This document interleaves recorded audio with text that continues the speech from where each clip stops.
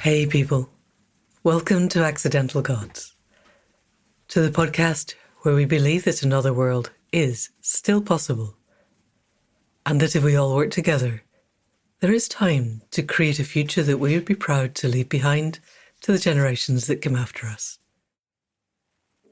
I'm Amanda Scott, your guide and fellow traveller on this journey into possibility.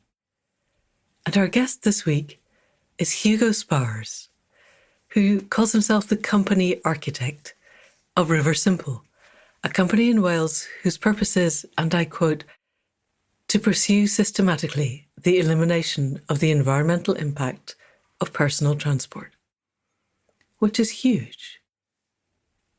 Modernity demands that we have personal transport, and the thought of giving it up is one of the many sticking points when people try to imagine a way through to that flourishing future that we want to leave behind. Nobody wants to be limited to their immediate vicinity for their work or leisure or social connection. We are used to being able to get in a car and move around. At the same time, we're becoming increasingly aware, I think, of the limitations of electric vehicles. Simon Michaux has waxed at length on this podcast about the rate-limiting steps to building the batteries that power them. Though I gather Norway is now one of the few nations on Earth, but it will not be the last, openly advocating investment in deep-sea mining. And yes, that is the destruction of ancient, incredibly complex, utterly underexplored, and probably quite fragile ecosystems, so that we have more lithium for the renewables revolution, which is horrible on so many levels and isn't going to work. I don't suppose I need to explain why. But this is what makes Riversimple's approach so transformative. They've gone right back to the basics of what makes a car in the first place, and then how could it be made better?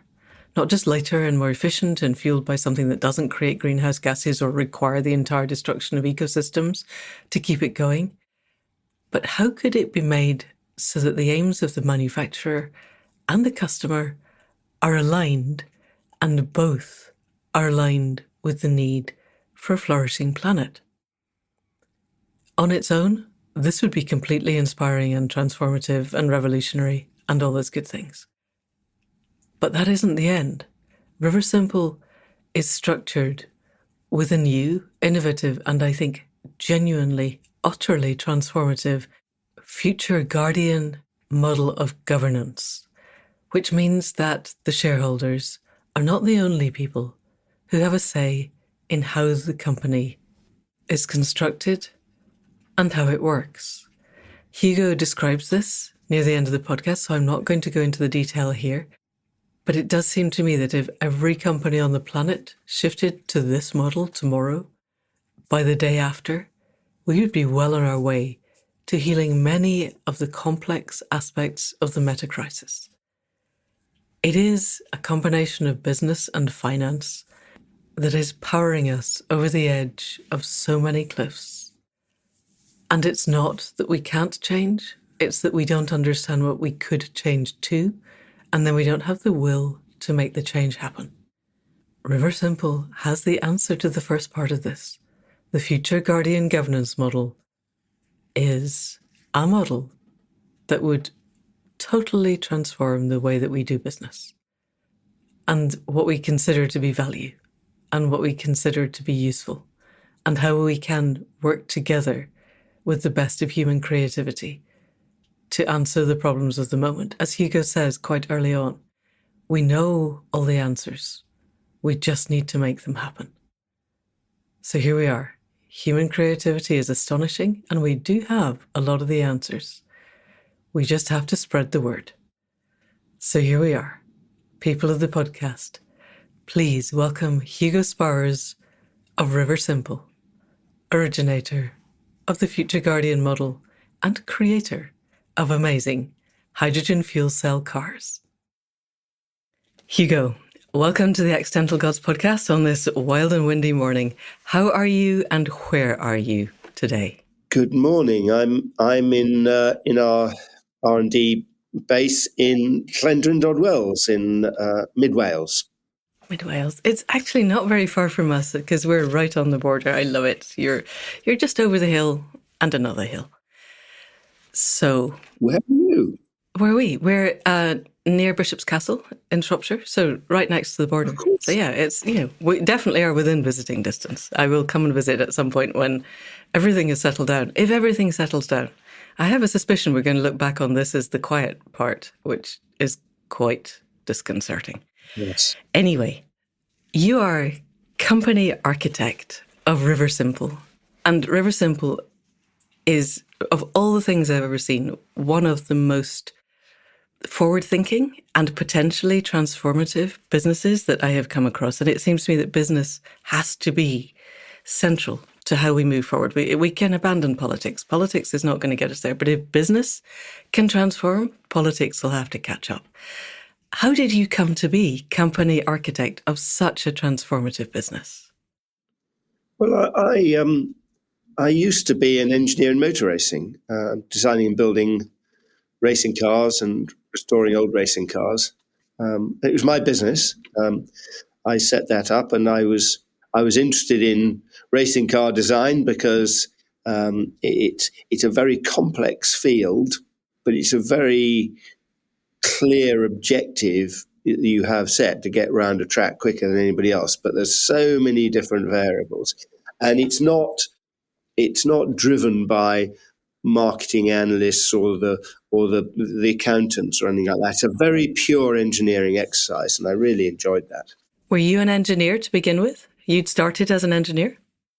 Well, I caught the motor racing bug when I was about 15, so I went to study engineering at university because I wanted to design and drive racing cars.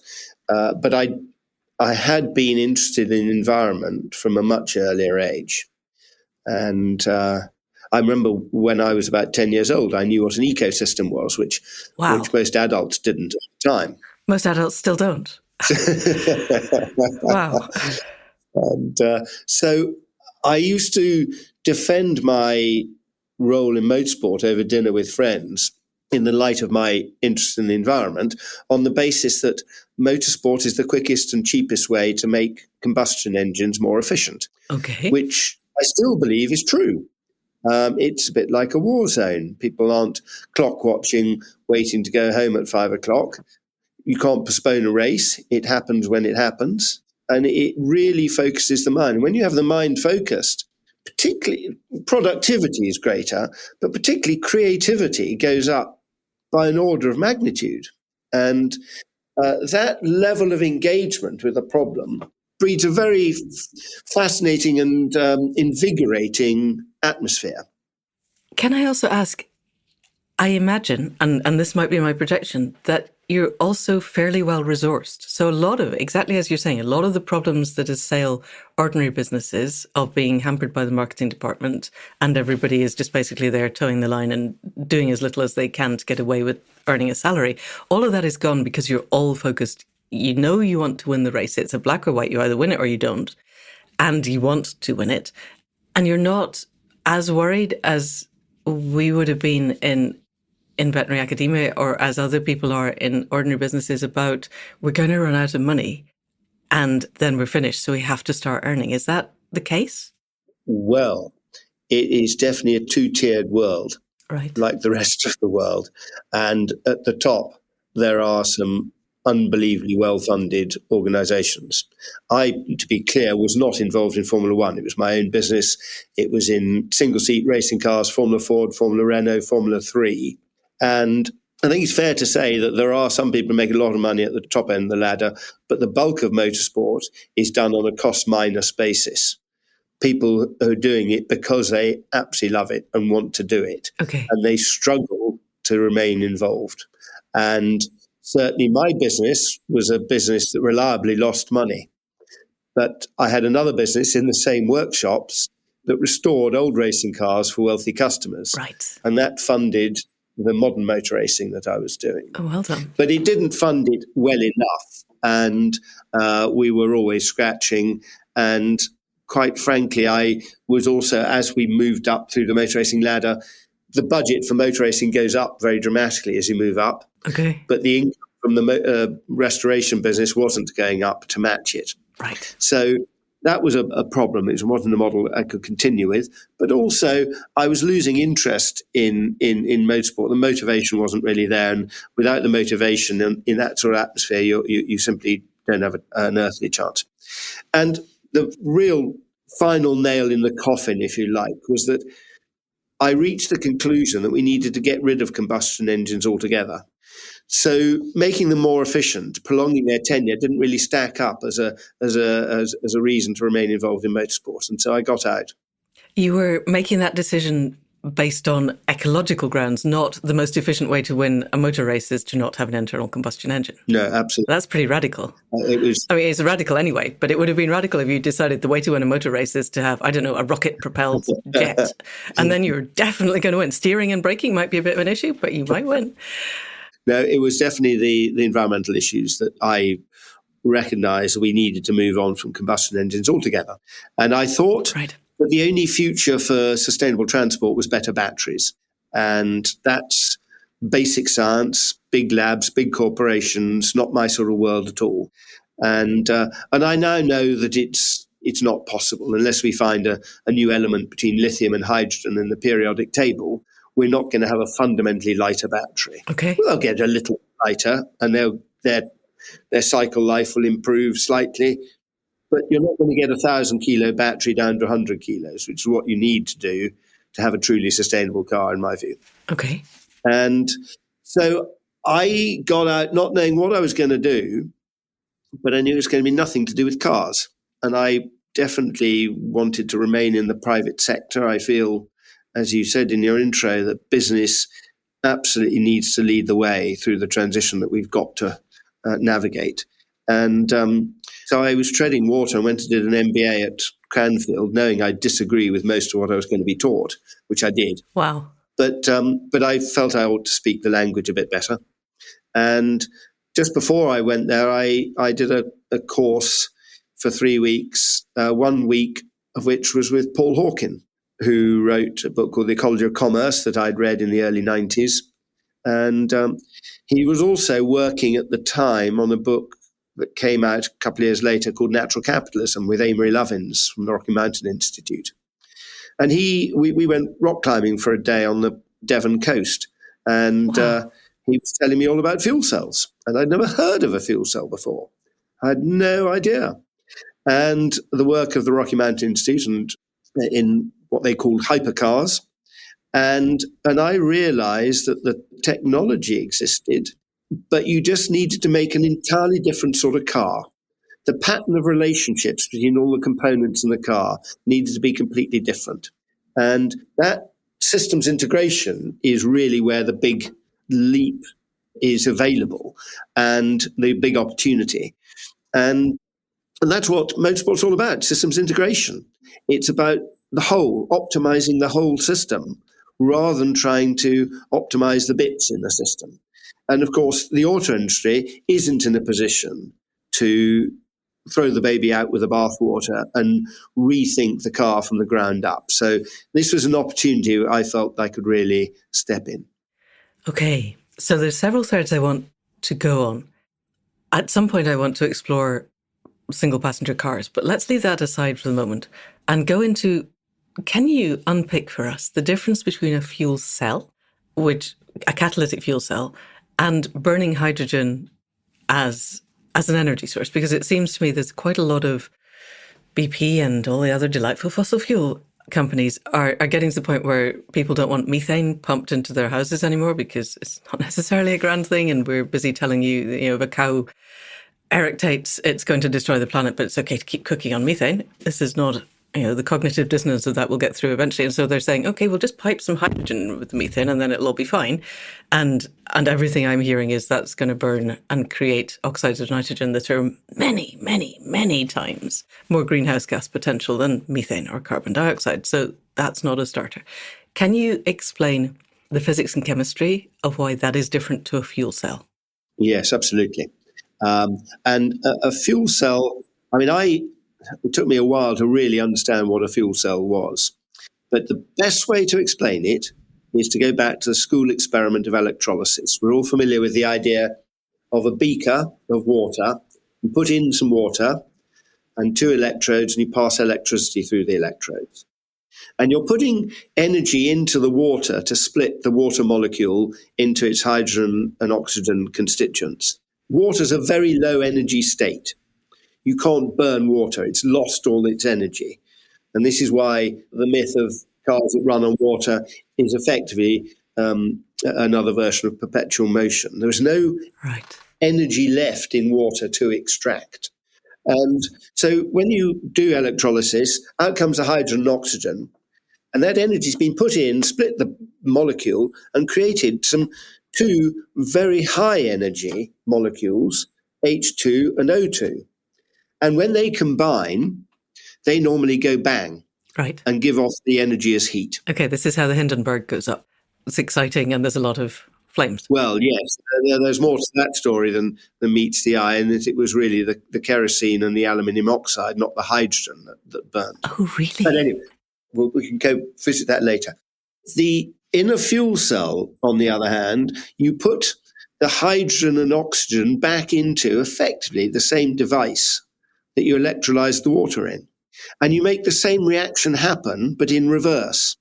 So you allow the hydrogen and oxygen to combine, but without burning. So it all happens at very low temperature. In an automotive fuel cell, it's sort of 60 to 80 degrees it's happening at. Centigrade. Yes, centigrade. There's no combustion at all. And because it's the same process in reverse, out comes electricity and water. And the opposite of what you put into the electrolyzer. And that process is about twice as efficient as burning hydrogen in a combustion engine.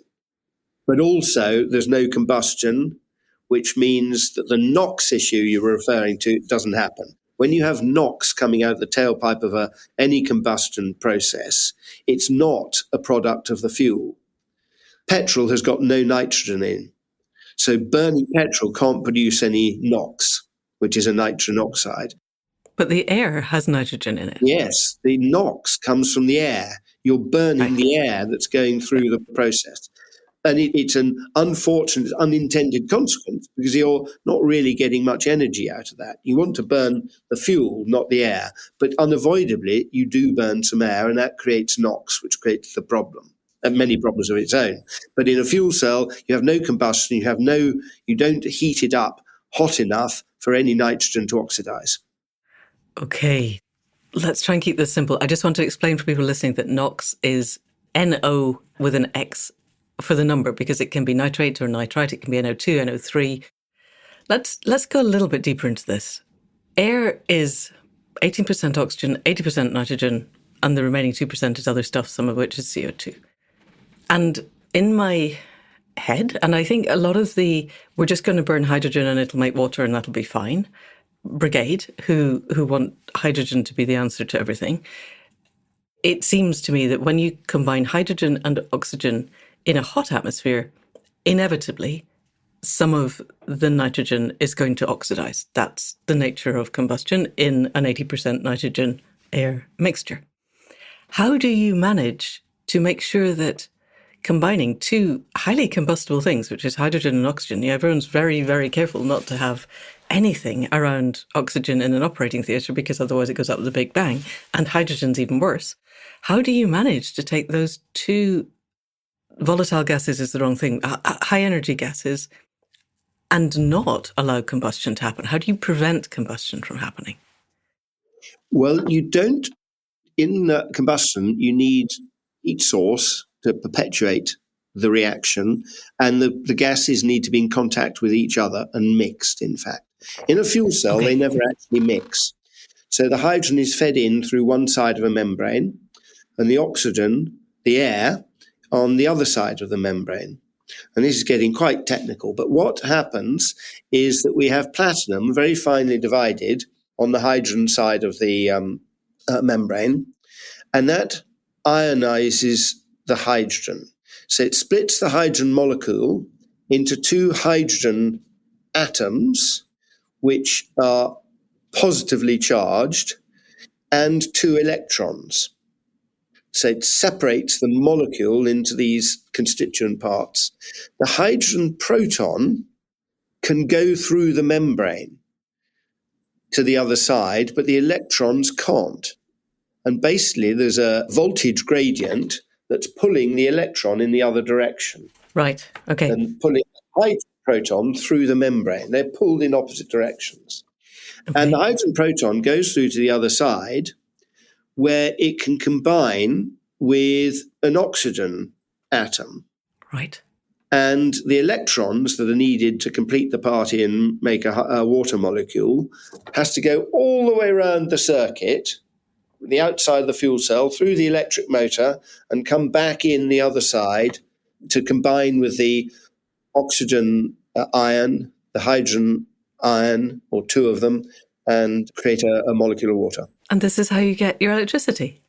Yes. So out of that side of the fuel cell, which is the cathode side, out comes exhaust, which is water. And so you have this reaction which is over 50% efficient. Over 50% of the energy is given off as electricity. Wow. Which is hugely more efficient than an internal combustion engine, as I understand it. Yes. So a really good petrol engine today is about 24, 25% efficient. A diesel engine is 29, 30% efficient.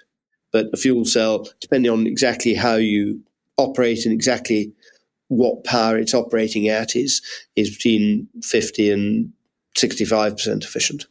Wow. Okay, so we're not creating perpetual motion, but we are doing considerably better than an internal combustion engine. So in the creation of the car, you have the fuel cell, and presumably you have a battery of some sort to start the process, or is it self-perpetuating? No, we have no battery. It's slightly disingenuous because we do have a bank of supercapacitors. Okay. A battery is a chemical device where there's a chemical reaction to release electricity when you want the electricity. And when you want to recharge it, that chemical reaction has to go in reverse. And that takes time, and that's why batteries don't like charging very quickly. Right. It's easier to discharge a battery than to charge a battery. And Right. the faster you do either, the shorter its life, the lifespan. Okay, hence why the electric vehicles are powering themselves down all the time. Absolutely. And also they produce quite a lot of heat in the chemical reaction, both charging and discharging. So it means that the round trip of putting electricity in and taking it out of a battery is considerably less than 100% efficient. I mean, it varies, and in cold weather it can be really, truly dire. Okay. So you can see losses in the round trip of up to 40% from charge and discharge in cold weather. And that doesn't happen with a fuel cell? Is that temperature dependent as well? It's entirely independent. Like a petrol engine, it's independent of temperature.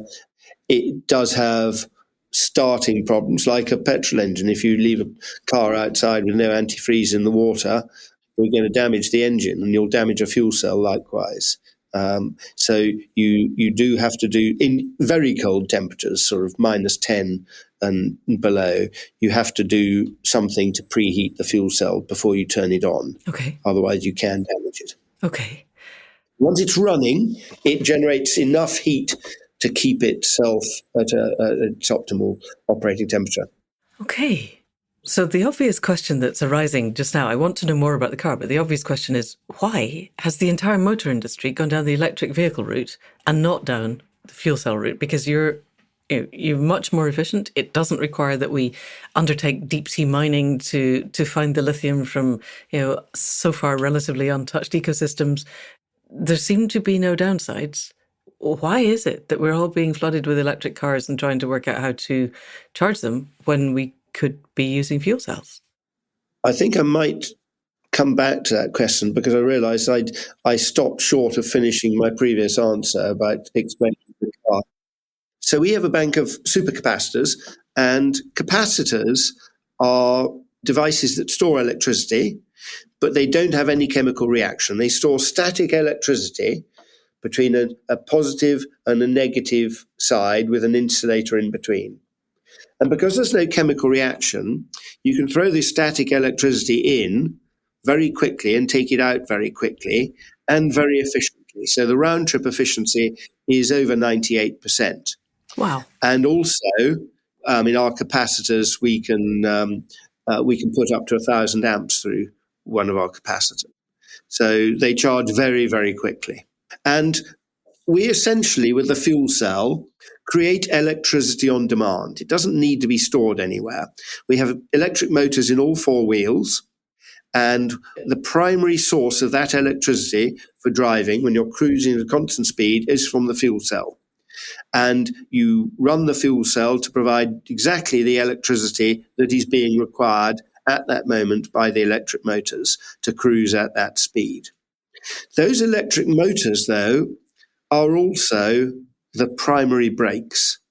Now, we hear about regen braking a lot from the auto industry, and something like a Prius, for instance, when you brake, the most you'll recover of the kinetic energy of the car electrically into your battery is about 10%. 10% of the kinetic energy of the car.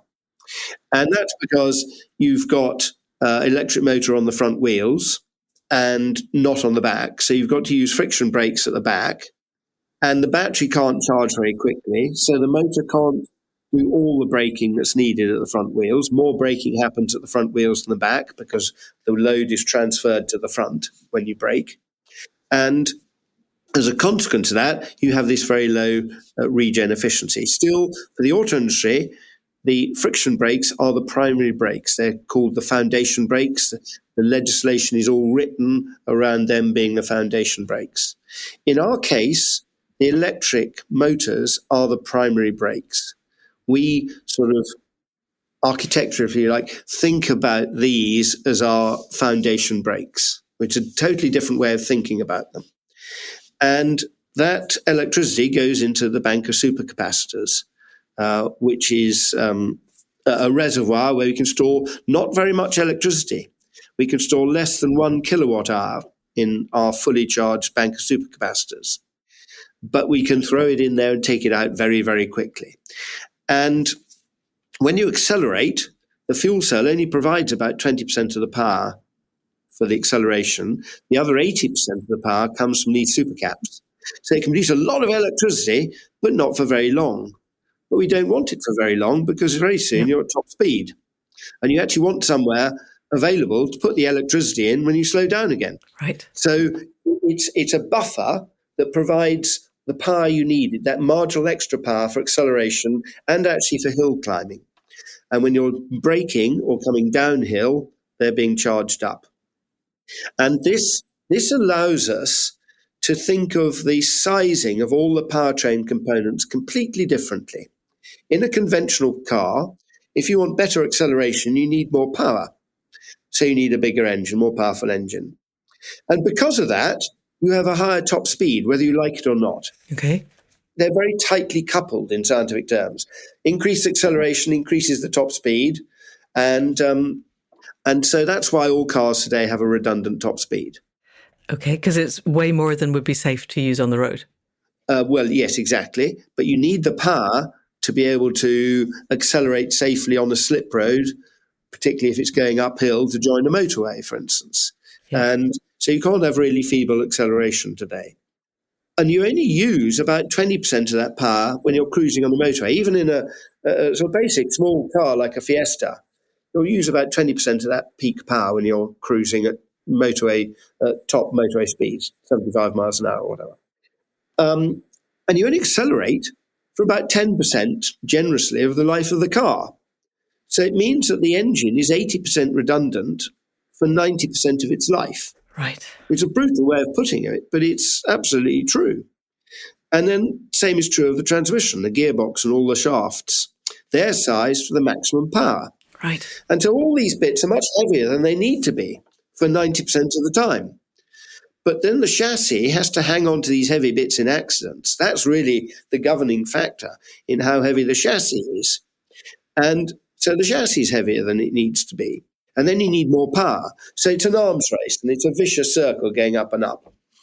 And in our case, the one weakness of a fuel cell compared with a petrol engine, and this is part of the explanation of why it's so difficult for the auto industry to bring hydrogen cars to market, is that the sheer power density of fuel cells can't approach that of a petrol engine.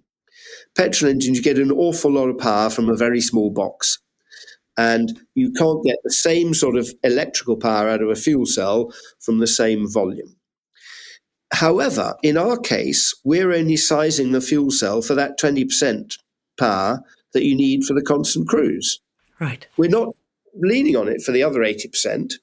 Right. So you can have a fuel cell that's much, much less powerful and much smaller and lighter. In our first production cars, we're expecting that fuel cell to be less than 15 kilos.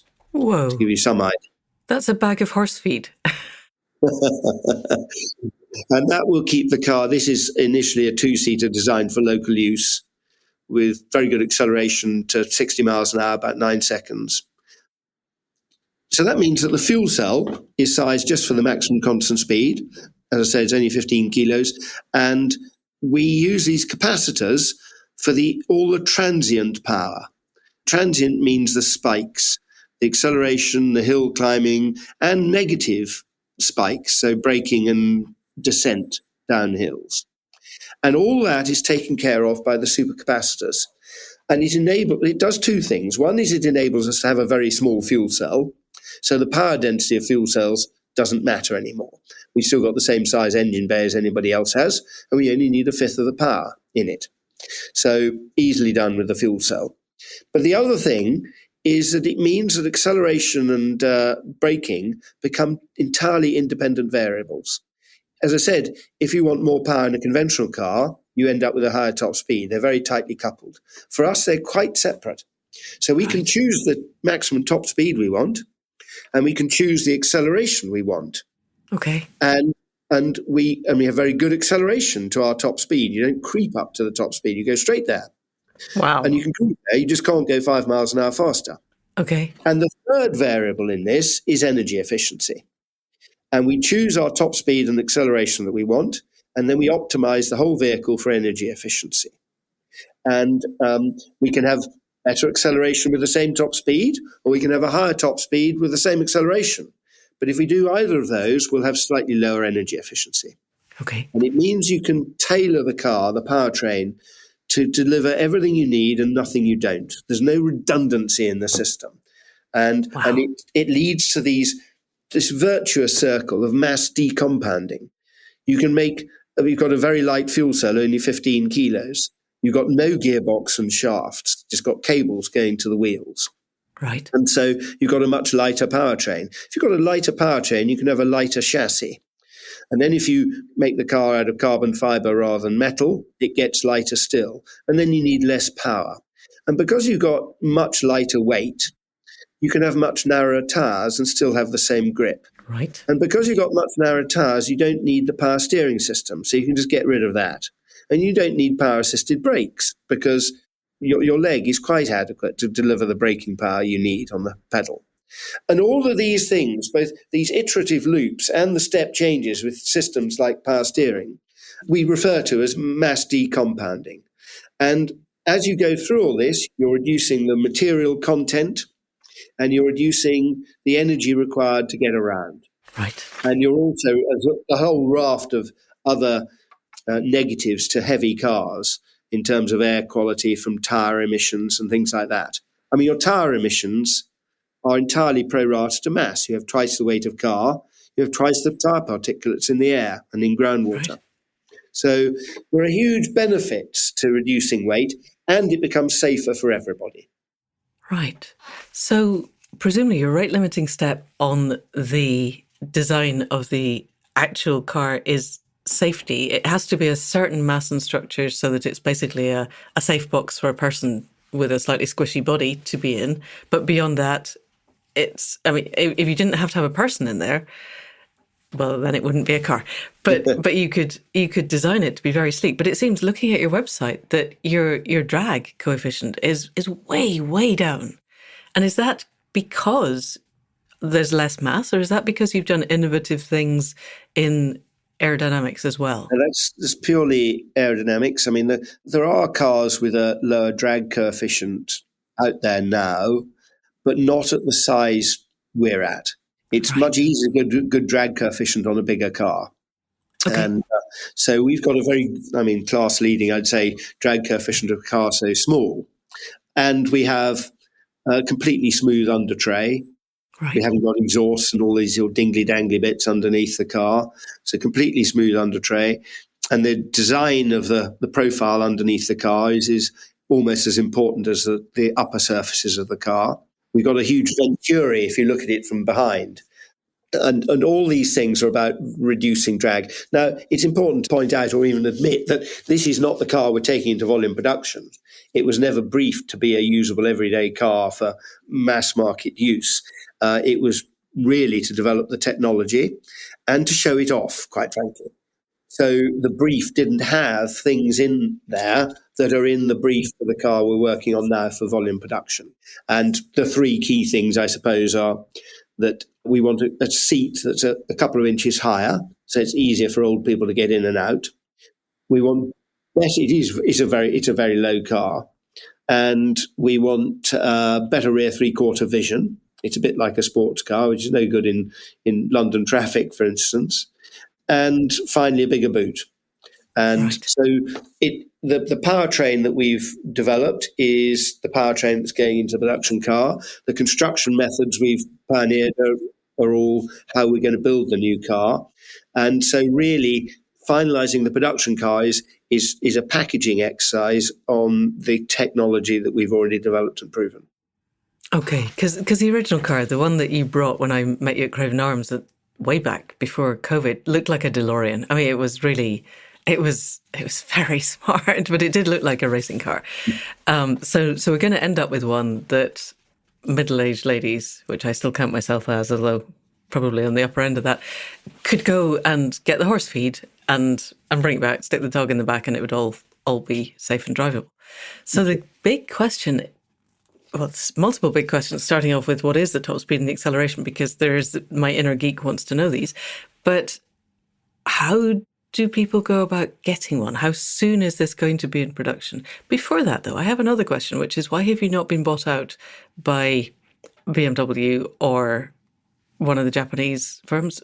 I would have thought this is... Honestly, the whole panic at the moment is we haven't got enough lithium for batteries. Everybody wants an electric vehicle. There isn't enough lithium in the world to do that. Why are all the big companies still going down the electric vehicle route? Well, that's a very interesting question. There's many dimensions to it, but I might step back to when I first started looking at this, and I realized, as I said, that we need to make a different sort of car, and the technology exists. But also, I recognized that the real barriers aren't technical. As an engineer, I could see how you could do it.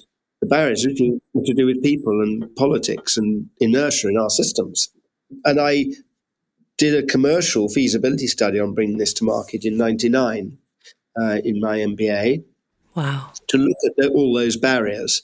And I did it as a purely academic exercise, I have to say, Amanda, because I thought you couldn't do it without the auto industry's support and their clout, and you couldn't do it with them because it'd be commercial suicide. I mean, this was really rethinking the whole business model of the industry from a clean sheet of paper. And Right. existing mature businesses can't do that. They don't have that freedom. They have huge exit barriers from what they do. And the more mature an industry, the more true that is. Right. And I'm talking about the business model, the manufacturing model, the distribution model, the customer proposition. All these things, I believe, have been shaped by the 20th century and by petrol engines and so on. And it's led us to a very, very highly refined model. I don't think there's a product on the planet that's remotely as good value for money as a modern motor car, with all the complexity and refinement that it offers. But it is unfortunately completely unfit for purpose in the 21st century. And Yeah. there are huge exit barriers from all these investments that are made in delivering the products that the industry produces. And they can't just write them off. It's harder always for industries to change business model than technology even. And I believe that the change in business model of the industry is as important as a change in technology if we want to have sustainable transport.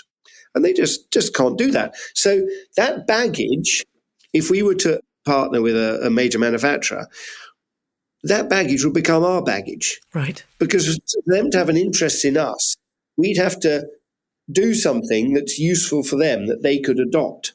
Right. And all those constraints that we've avoided by having a clean sheet of paper would suddenly pour onto our problem-solving areas. We wouldn't be able to continue doing what we're doing. Our car wouldn't make any profitable economic sense in their business model. It can't be made in the manufacturing capacity that they've got.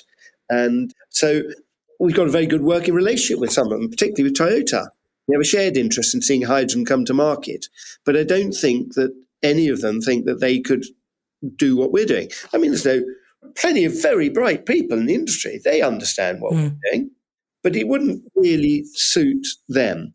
And I think that they are caught in a position where the only way forwards is incrementally to adopt hydrogen into the sort of technology and business that they've already got. And that means the hydrogen technology has to be pushed way beyond its comfort zone, way beyond the state of the art, to be able to persuade it to behave like a petrol engine. Because a hydrogen fuel cell really doesn't do that very well. Whereas you've done it differently. At developing that technology to a much higher state of performance than it is at the moment. They need the 100% of power to put in their car, in a big, heavy car, by the way, too. And so it wouldn't really make sense for them to bother with us. And quite frankly, they'd prefer to see our approach just wither and die. Right. It would be like Google buying out one of the competitors to DeepMind in order to shut it down. They would buy you up in order to just crush you so that nobody could get the idea that this might be possible.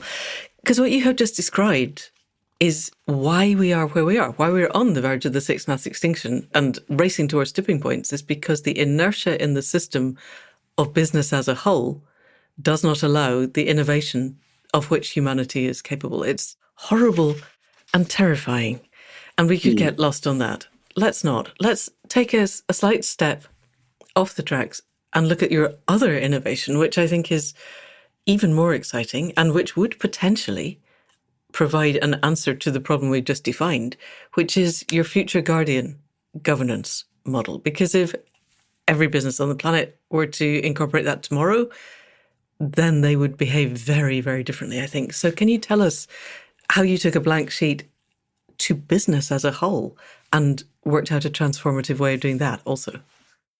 Yes, we talk about 3 levels of design here at Riversimple. And there's the design of the product, there's the design of the business model and all the strategies, which to my mind is still a design exercise, and design at the level of purpose, governance, sustainability. And so corporate governance are how we're structured, is the bit of that high level, D3 as we call it. I met somebody from being head of the design council who said that designers increasingly talking about 3 levels of design, D1, 2, and 3. D1 is the Bauhaus product design, D2 is design at the level of systems, and D3 is ideology. And he said that we were the first people he'd come across who were designing simultaneously at all 3 levels. And the reason you have to is because they all interact. And of course, it really brings home to me the power of Einstein's quote that you can't solve a problem from the same consciousness that created it. And I don't believe that our business model could be, and our products would have been developed in a conventional corporate structure, which has a primary fiduciary responsibility to shareholder value. And it certainly, and the business model we've created makes sense in business terms, but it wouldn't come out of an entity that's has that primacy of shareholder value. So let's talk about the business model initially, because that's the level between the product and the governance. And as I say, all these levels interact. So the reason I mentioned earlier that I think the business model needs to change as much as the technology is that if you sell cars, you make more money by selling more cars. Yeah. Sounds a sort of obvious truism, but it does mean that you're rewarded, incentivized to maximize resource consumption. And I, for one, don't see how we can ever have a sustainable industrial society based on rewarding industry for the opposite of what we're trying to achieve. It's just not very bright. Yep. Business models are shaped by the business environment within which we work. And the primary constraints were limits of technology and labor and so on in the 19th and 20th century, when the business models of today developed. But the primary constraints in the 21st century are not technical or labor. They're environmental, really. Resource depletion, climate change, and the regulatory response to those problems. And it's much, just like it's easier to design a car for a hydrogen fuel cell than to try and persuade a hydrogen fuel cell to work in a car that's designed for a petrol engine. I believe it's much easier to design a business model to suit the 21st century than to tweak a business model that was designed to do something fundamentally different. And again, it's a clean sheet of paper issue, and I think it's a harder one for existing companies to do than to swap technologies. I mean, the industry is making battery electric cars, but I don't see that it's going to be very easy for them to shift to a true mobility as a service model. And when I say a true mobility as a service model, mobility as a service is a catchphrase that's used widely now in the industry. But it means a lot of different things to a lot of different people, quite frankly. Okay. And in our case, it's really circular economy taken to a sort of logical endpoint. The two key things are, well, I'll start off just describing in lay terms what it's like for the customer. We will never sell a car. We only ever sell a service. It can be a shared car, or it can be a personal car that you keep at home, and it's your car in inverted commas, which will be very like how most people get cars. 90% of new cars now are sold under finance, and typically a 3-year contract, and the customer pays a monthly fee for having the car, and can either buy it at the end of 3 years or give it back to the manufacturer, who then sells it into the second-hand trade. On top of that, customers have to deal with things like tires and insurance and obviously fuel, big one there. And in our case, we will provide a car under contract, typically a 3-year contract. So it's similar to that extent to a PCP or a lease, but it has a fixed monthly rate and a mileage rate, like a usage rate on a phone. And that monthly direct debit goes out and is the only transaction you have in having the usership of a car. It covers everything. So it includes not just the maintenance, insurance and fuel. And so when you fill up with hydrogen, you don't pay, we do. Bill comes to us. And so all those operating costs are internalized. Your costs of driving are entirely predictable. You're going to do 10,000 miles a year. You will know upfront how much it's going to cost you. The second thing is at the end of the contract, the car comes back to us, and we don't sell it into the second-hand trade. We provide a second, a third, a fourth-hand customer. And the monthly rate goes down as the car gets older. The mileage rate stays the same. And we believe that the long tail of the market is a lot longer than the industry would have you believe. And when you're people who are buying a car of more than about 7 years old aren't buying for the latest sexy model. They're buying for price, reliability, and functionality. And I mean, irrespective of age, it's the condition of the car is much more important. If you take a 10-year-old car from us, you're the fourth-hand user of a 10-year-old car, it will still be as reliable as a new one. Otherwise, we wouldn't supply it because we're responsible for that. So it means that even for the fourth-hand user of an older car, their costs of motoring are entirely predictable. They don't bear the risk of a component failure taking the car off the road. And it also means that we have aligned our interests, and this is probably the single theme that brings together all our business strategies as alignment of interests. Right. We've aligned the formerly opposed interests of manufacturer and customer. If you sell cars, your interests are obsolescence and high running costs. Yep. The average markup on spare parts in the industry is about 1,500%. What? And yes, it's terrifying, isn't it? Much more money is made on the spare parts in the first few years of a car's life than on the sale of the car, generally. 1,500%. Okay, I am officially in shock. And also, the second-hand car market, as someone who's only ever bought second-hand cars, it's terrifying. Until you find someone you can trust to not be selling you a heap of junk that they've managed to somehow pretty up and look like it's going to run, you're buying a black box that is going to cost you money. The only question is how much. And so you're freeing up that. The second-hand car market will be as reliable as buying the new car. Are you going to have a network of engineers, car fixers around the country where if something happens, I can go and get it fixed? Or are they all just going to, I send it back to you and you send me a new one like Apple does? You effectively, I get another third-hand car for the one that just pranged. No. Well, a prang, it might be depending on how big a prang. No, it would be your car. We'd repair it and so on. We will certainly maintain it and service it. We have we've developed all our own telematics platforms, so we know much more about the condition of the car than the driver does. And it will flag up issues long before, well, not necessarily long before, but we will know at least as soon, if not sooner, than the driver about any problem. It means our maintenance can be scheduled according to the health of the car rather than just time period or mileage or anything like that. There's also, the car is designed for this model. This is why I say the business model and the technology interact. So the car is designed for this model. It has no moving parts other than the wheels. So there's no mechanical wear. There's no lubricants and no oil changes. All the structural materials are inert, so there's no corrosion, another thing that takes cars off the road. And the third thing is that there are components that do degrade, like the fuel cell, but they're all designed to be service items. So that as the fuel cell degrades, which it does gradually over its life, we will replace the fuel cell in the car. And there's a lot of recoverable value in the fuel cell, so it's not thrown away, it's refurbished.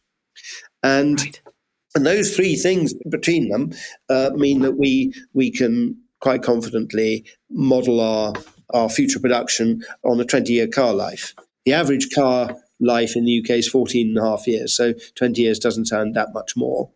And it's really, we can keep the cars going longer than that, but it's really a matter of our choice as to when to take the car off the road and recycle the car.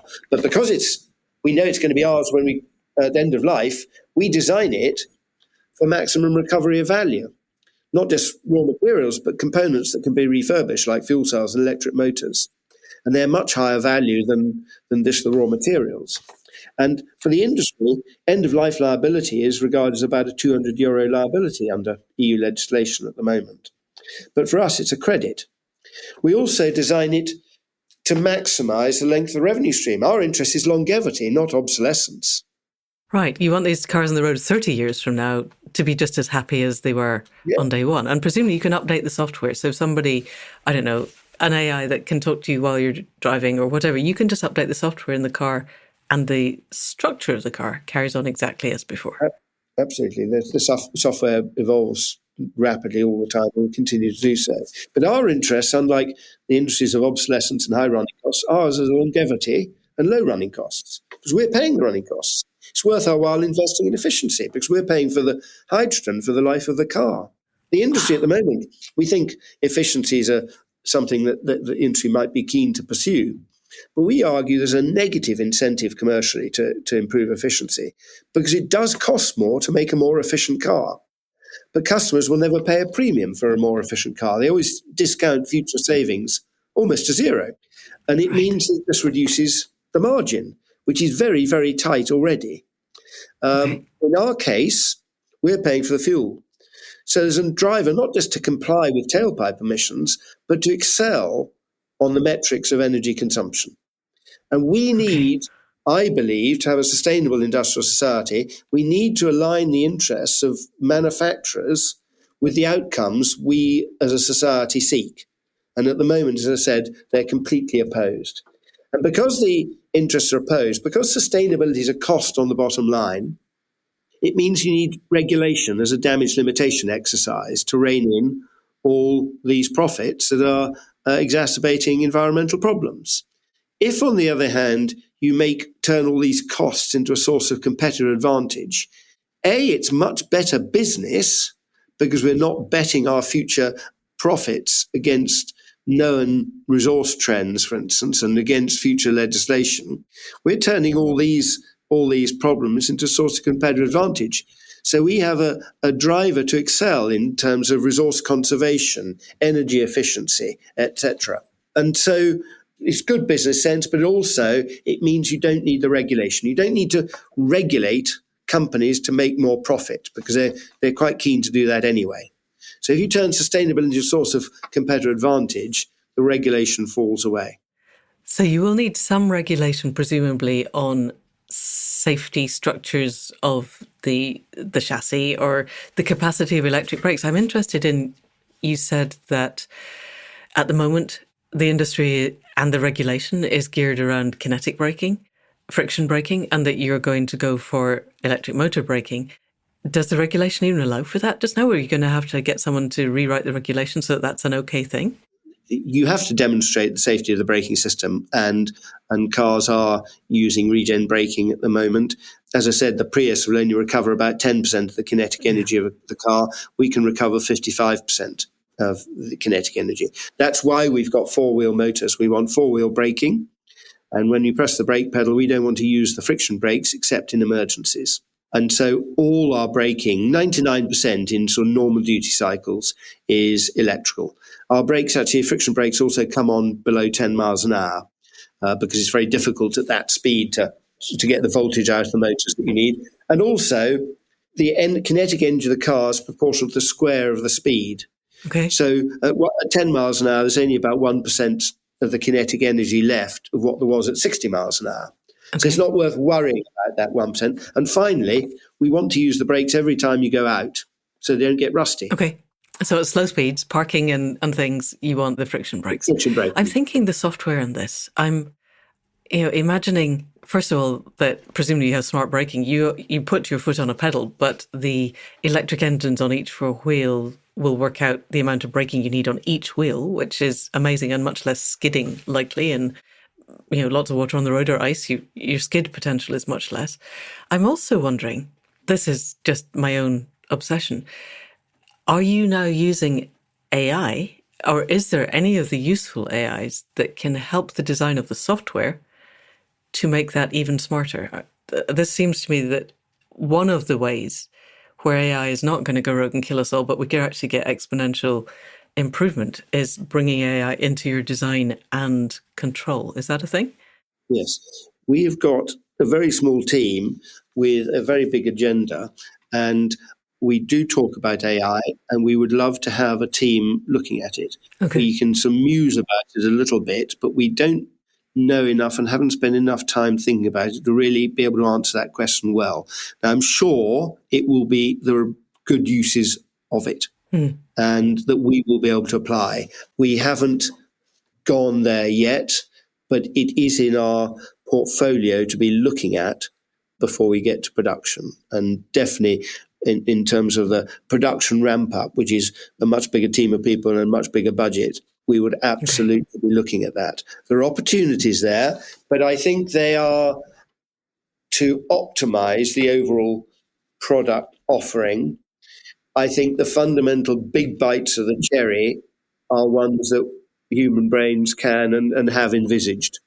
So I think that we can make a threefold improvement in energy efficiency straight away. That's what we've demonstrated comfortably. All right, and that's pretty darned good. But then there'll be AI can be used to optimize further, but the big leap is the architecture of the whole system. And by that, I mean the business model as well as the technology. Yeah, so let's move on to that, because I had thought we'd spend 20 minutes talking about the car and the rest of the time we'd spend talking about the Future Guardian model. Yes. And here we are near the top of the hour. Tell us about the Future Guardian governance, because it is one of the most exciting things I've come across in a long time. Yes, so the Future Guardian was the one bit that came along after I'd done my study at Cranfield. I mean, at Cranfield, I'd looked at all the business models, and one thing we haven't talked about is open sourcing the technology when we come to market, which is absolutely part of our plan going forward. But when it came to actually looking at money, the actual financial aspect, corporate finance, was the bit that I had least interest in, quite frankly. And I hadn't really thought beyond, well, you've got to go and raise some money and issue shares in a limited company and so on. And I actually met a very interesting entrepreneur who, talking about fundraising, called Michael Fry, who said to me, well, look, you need to think about your funding journey. What's the funding journey you want? And I didn't really know what he meant. He said, well, just design it the way you've designed your business model. Think about what you're trying to achieve. And it's sort of the sort of shameful thing about really my MBA is that I'd done the MBA and come out without really knowing what governance meant. I mean, it just wasn't a topic. Right. Is that because it's so assumed that they think there is only one model? It's like the orthodox economics. There's only one way and it has to be profit motive. So we're not even going to discuss that. I think also in the academic world, in business schools, unlike academic science, and even that's not quite as pure as it might be, but certainly in business schools, they're designed to support graduates from businesses to give them some further education. Even when you look at corporate governance, they don't have a clean sheet of paper to look at the fundamentals of corporate governance. Any structural problem, and I've mentioned the primacy of money before. I think that the primacy of money and shareholder value trumping the interests of society is a fundamental problem that it is not within the mandate of academics in business schools to look at. Okay. Because you can't go to a business and an existing business and ask them to restructure and eliminate the primacy of shareholder value, because it means people giving up all sorts of rights which they're unlikely to want to do. So the only time you can really re-envision corporate governance is when you're starting with a clean sheet of paper. And that's why we've been told for many years, why don't you just build the bloody car and then go and worry about your fancy ideas later? But of course, once you've got a business building cars, it's too late to start unpicking corporate... Because your shareholders want their return. Absolutely. Well, I have no problem with shareholders wanting their return. I absolutely agree they should do. But I don't believe that the business's primary duty should be to shareholder value. It is not a very good proxy for the interests of society. And I think it is truly extraordinary that we have this situation whereby in the last few hundred years, we've recognized the fact that there are things that technically could be done that need to be done for the interests of society, but individuals can't do. And the protection of limited liability is something that society has agreed to offer to groups of people to do things in order to further society's interests. And there's a reason why limited liability is offered. It's a free insurance policy for anybody who wants to go and make themselves rich. Now, why should society underwrite a free insurance policy for anybody who wants to enrich themselves without a reciprocal benefit? And the benefit is you should be doing something in the interest of society. And that bit was really hardwired into the original American Constitution. I mean, our abuse of the corporate charter is often cited as being one of the key reasons for the War of Independence. Really?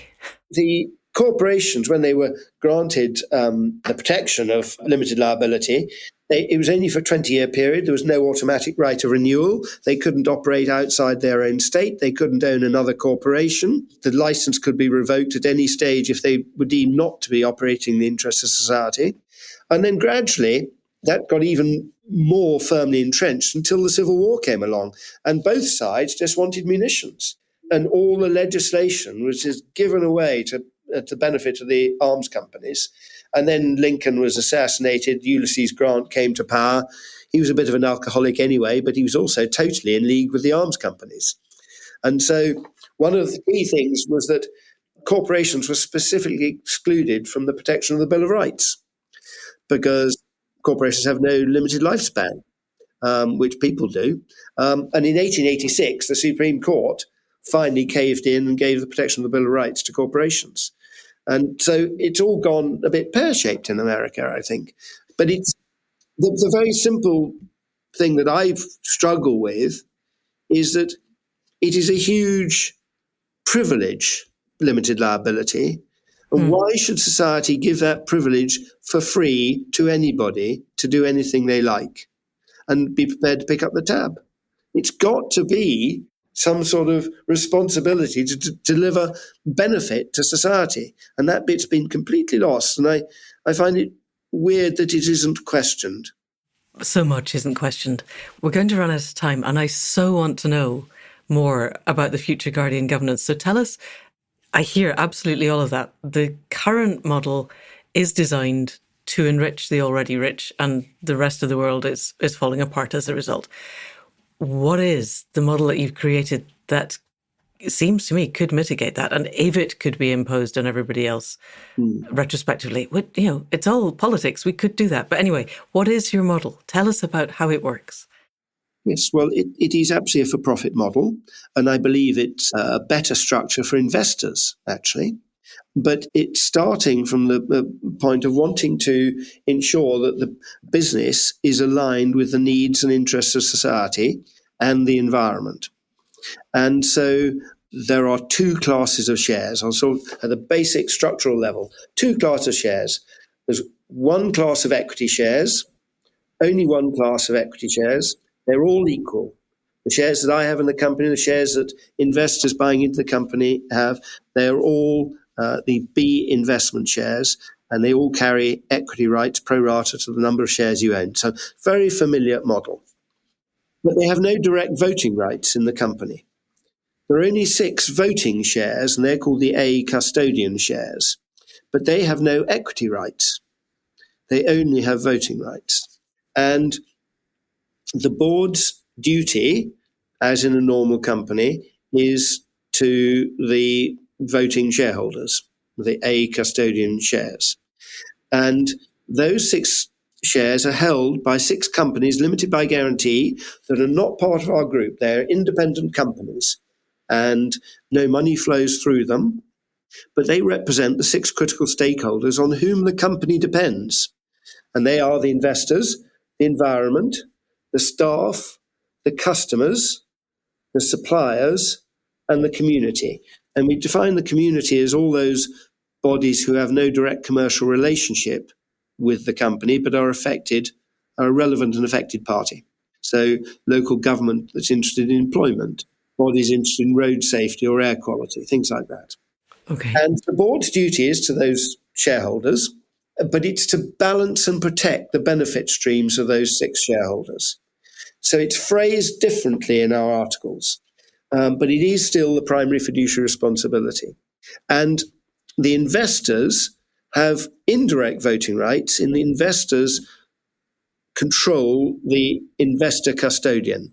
Okay. So if you had 100% of the equity, you would completely control that one vote, but it's only one of 6 votes. So there is no stakeholder group that can block anything that the other 5 stakeholders approve of. And it embeds structurally in the organization A, cooperation as the fundamental organizing dynamic, and B, a much healthier balance in the short and the long term in all decision making.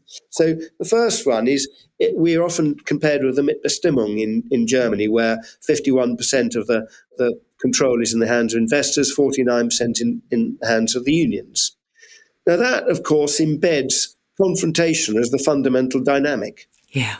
And it is, although we're often compared with that, it's completely the opposite end of the spectrum to where we're at. Right. Because if you just dig your heels in, the other 5 custodians will ignore you. You have no power at all. The only way to create change is to cooperate with the other stakeholders. And so I think that's a much more productive dynamic. The second thing it does is that the these shareholders don't get involved in the day-to-day. It's not a talking shop. It can't be paralysed like co-ops sometimes can be, in that the board still has all the autonomy of a normal board. It still can act quickly and swiftly within parameters agreed in the annual general meeting in the strategy for the next year. As with a normal company, you have to tell your shareholders what you're planning to do. And if there's something fundamentally different, that goes outside what's been agreed, we would have to go and consult with these custodians in an extraordinary general meeting to do something fundamentally different. So let me just be clear. You have a board and you have the custodians. The custodians I had thought that the custodians were the board, but they're separate? The custodians are the shareholders, really. Okay. They are the shareholders. We've decoupled equity and control. Right. Normally they come together. Okay. If you own 100% of the equity, you assume you have 100% of the votes. Right. But in my mind, a company is not an entity like a table that I'm sitting at. A table you can own, an inanimate thing. But a company is a living, breathing network of relationships. It's not a single thing. It's got a brand, and it's got some reputation in the marketplace, and all these indefinable things. And it's got a huge amount of commitment and input of all sorts of capital, quite apart from the financial capital. There's a lot of public sector support of businesses. There's the customers' support of the business. There's the drip, drip, drip of human capital put in by all the staff. And it's a network of relationships. It's a living and breathing thing. And it depends on the goodwill of all those six. And we want to maximize the goodwill of all six. You can't maximize goodwill of five of them if their interests are subordinated to the six. And you also don't want to alienate the sixth. So I have Absolutely a bunch of questions arising from this. We could end up in a whole other podcast, but let's try and be concise. So my first question is, when you brought the six together to begin with, did you have to bring in external facilitators to help them find their cooperative spirit? Because we're so used to businesses being adversarial. That was question one. And then question two, this is the really big one. This is where I think is transformative, is I am imagining being a member of staff in a company where I know that the person who represents the members of staff has a 1/6 input to how the company runs, or even living close to it. It seems to me that if some of the huge companies, IKEA, Patagonia, Apple, any of the big ones, Google, Meta, were to take on this model, and I were to be working at those, it would change my perception of what business was overnight. In the same way that I think if I were a customer and I were to buy a car where there was a level of trust of your interests as the person manufacturing the car and my interest as buying the car were aligned, I am so used to buying cars where my assumption is I'm being ripped off. And wouldn't it be utterly amazing to be buying a car where that's not the assumption? It would transform my concept of what commerce was. And this could transform my concept of what work is, or what being a supplier is. So question two really is, are you finding that the political impact, the cultural and sociological impact, probably better, of your model is having ripple effects out into the wider world? That was quite a big question, but let's try and hold it concise. It's quite a big question. I'd love it to be the case, and there's a little bit more indication of that happening. But I think, to be honest, at the moment, the onus is on us to prove it.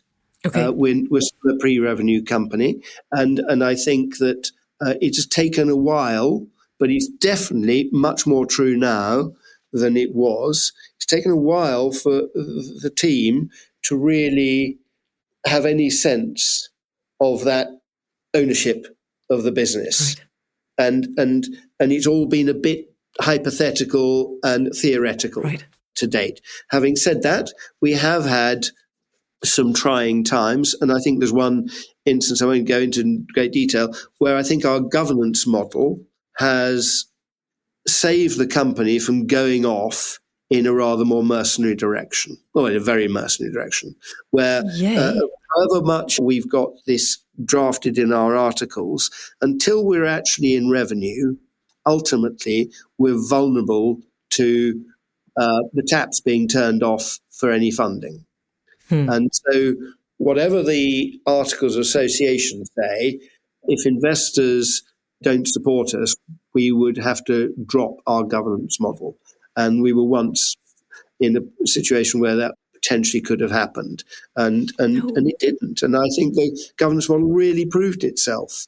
And so keeping the company true to purpose is also part of the thing I mentioned of a better balance between the short and the long term.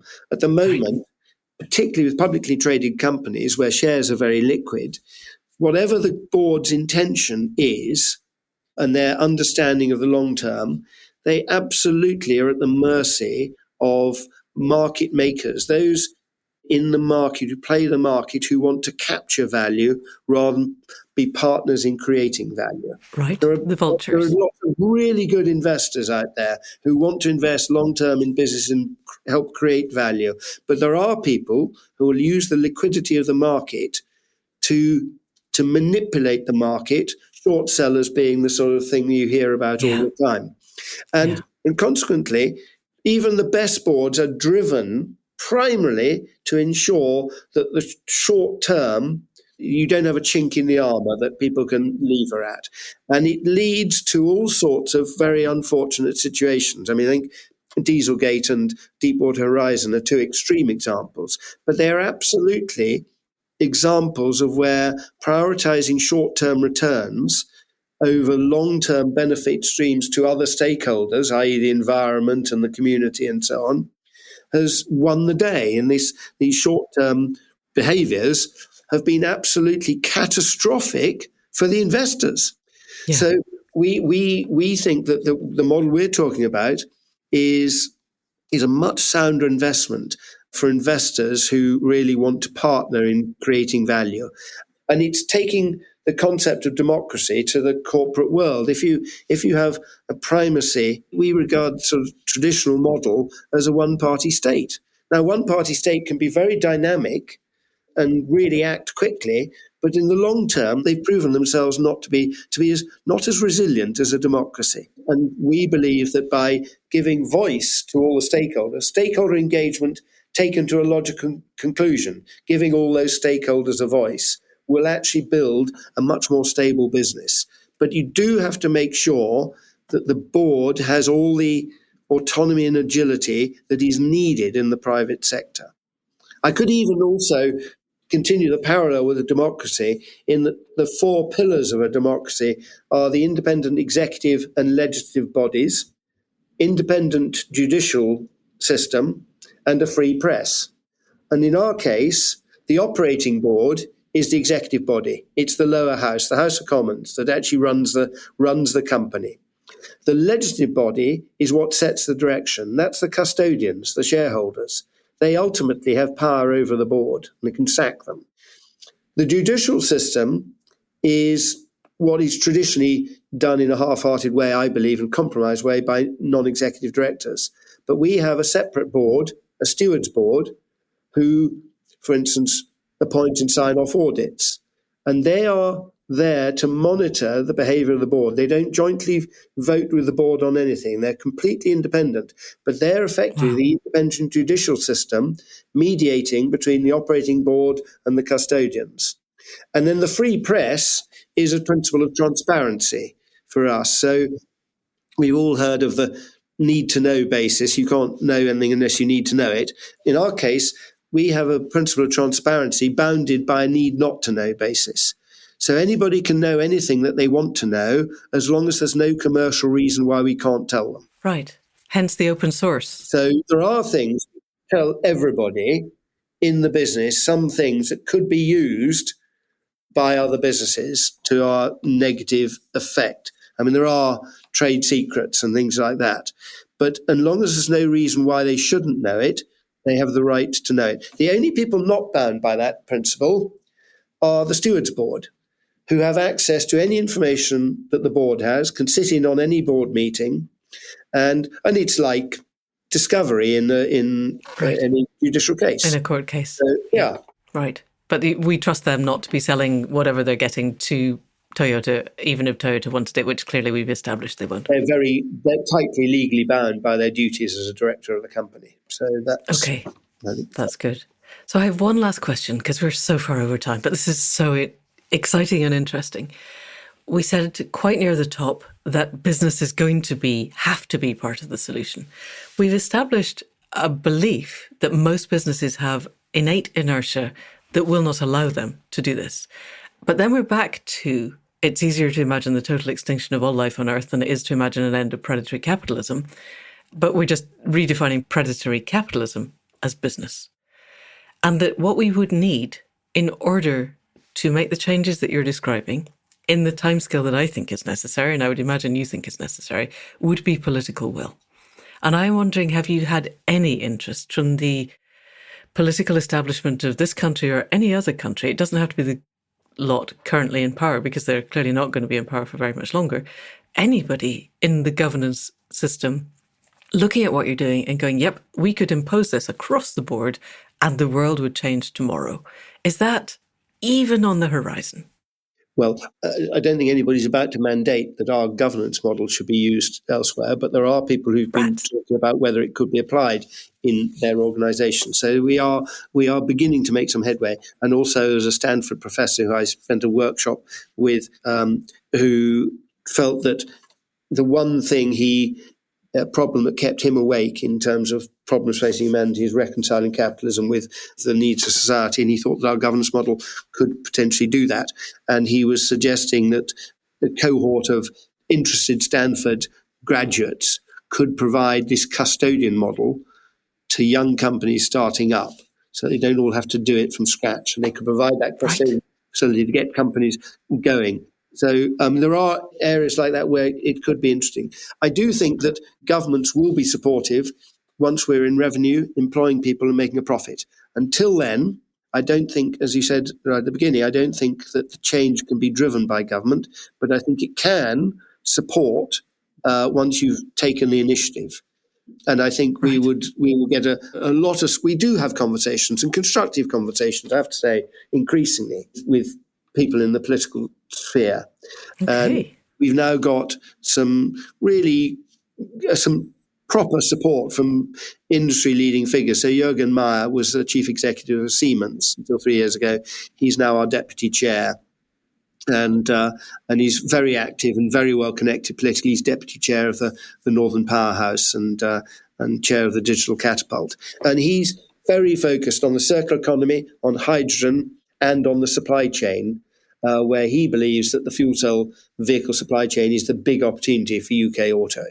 And so that's all very good. And also Warren East, who was chief executive of Rolls-Royce until January, he's now an advisor to the board. And both of these people are, A, exceptionally nice people, but B, incredibly experienced. And they both ask a very direct question, I have to say, but very politely and very constructively. And we are hugely grateful for the support of both of them. So, and we've got some other people, some remarkable people in our custodian body. Yeah, really. I looked. Leon Cami, who's head of responsibility at Federated Hermes, has got such a sophisticated understanding of the role of investor in this, and he's been enormously helpful. Peter Davis, who was the Future Generations Commissioner for Wales and really shepherded the Wellbeing of Future Generations Act into being, he's our community custodian. I could go on. We've got some really great people on board. So we are making progress. We're definitely the tortoise in the tortoise and hare. Okay. I have one final question. Answer really quickly because we are beyond over time.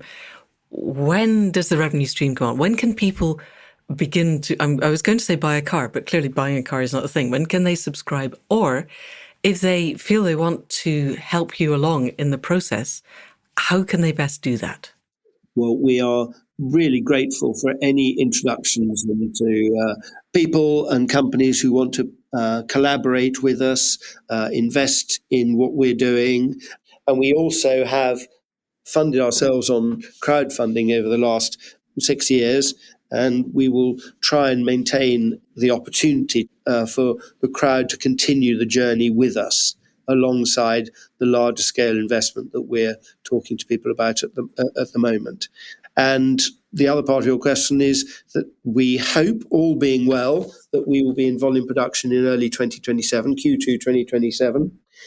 It is dependent upon the funding arriving in a timely fashion, and it's the one bit that is not within our gift to dictate, I'm afraid.